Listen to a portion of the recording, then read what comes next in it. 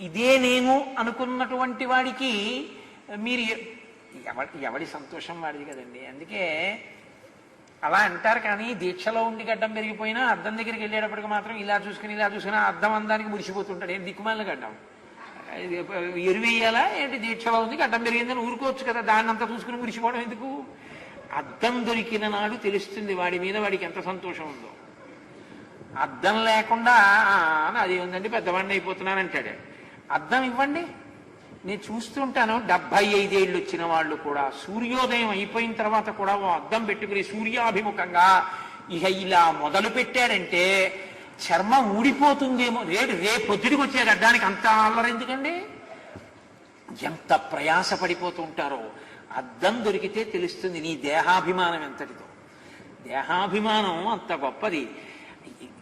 ఏమైనా అనండి కానీ 70 ఏళ్ళు వచ్చాయి కదండి మీకు అన్నాను. 70 పెద్ద వయసు ఏంటండి అంటాడు.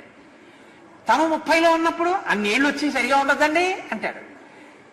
ఎప్పుడు తాను ఏ వయసులో ఉంటే అప్పుడు తను పెద్ద కాదంటాడు. పెద్దరికం అందం అండి. అవును నేను పెద్దవాడిని అవుతున్నానండి అని అననే దిక్కుమాలిన కూడా ఒక్క మాటకండి. ఒక్కొక్కరిని తాతగారంటే కోపం వస్తుంది.